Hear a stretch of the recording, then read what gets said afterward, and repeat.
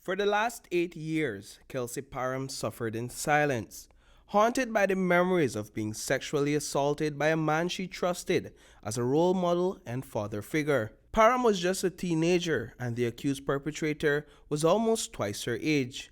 He was also a worship and youth leader in the church. I came to Belmopan in my early teens, like between the ages of 13 to 14. Became very involved with the church. Quickly became a part of Legacy and everything that's under that banner. He was very, very close to me and my family. I had high respect for him. He was there for me and my family through a lot of rough patches in our lives.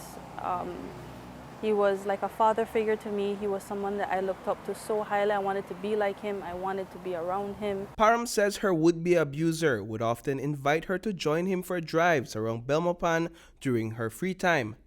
It is an offer that she would normally take up because she felt safe around him.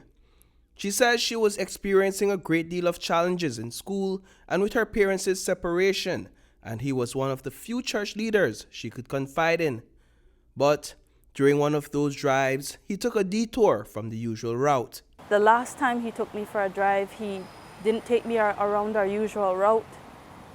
He took me by that dirt road by Art Box where there were no street lights or anything, and he drove me there and he just parked, and I thought nothing of it because I trusted him, and I refused to see him as anything bad. But after we were talking and he was asking me how I was doing and how life is going, he made me feel comfortable and he pulled me in for a hug. And then he pulled me onto his lap. His hands went up my shirt. He started to pull up my shirt. He started to feel around my breasts, and I tried to move his hands because I was still playing naive. I'm like, maybe he doesn't know what he's doing, he's wrestling. But then his hands went down between my legs and I screamed at him to stop because that was the final straw, and I knew that this was going to go somewhere I didn't want it to go. And he immediately took all his hands off of me, and when he brought me home, I looked at him and I said, "Is this why you never bring your wife with us whenever we go on these drives?"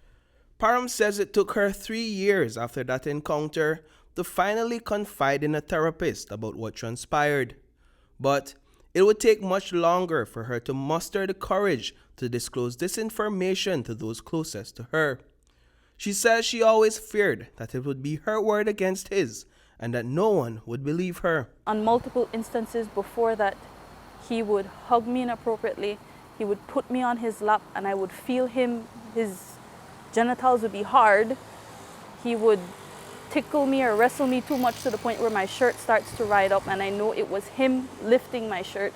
So I refused to believe that he was actually sorry. I felt like he was just sorry he got caught. I struggled with relationships. I struggled with friendships.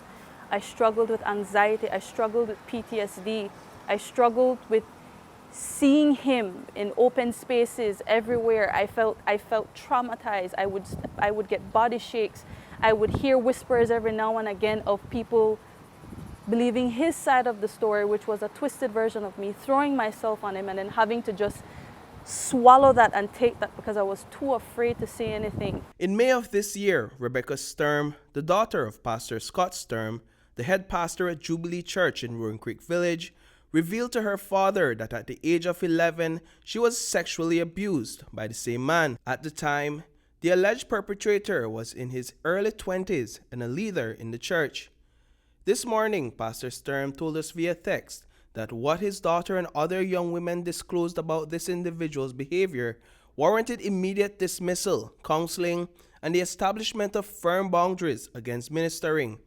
On Thursday, 3 months after speaking with her father, Sturm went public with her encounter on social media. Parham followed, and this morning she visited the police station in Belmopan to lodge a formal report.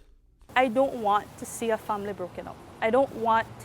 He has 3 little girls and a wife, and I would hate, and I really mean that from the depths of me, I would hate to see a family broken up. I don't want to see that.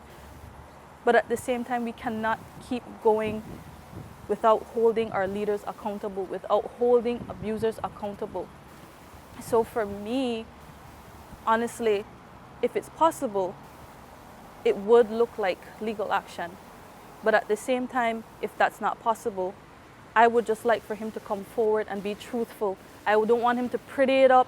I don't want it to be sugar-coated.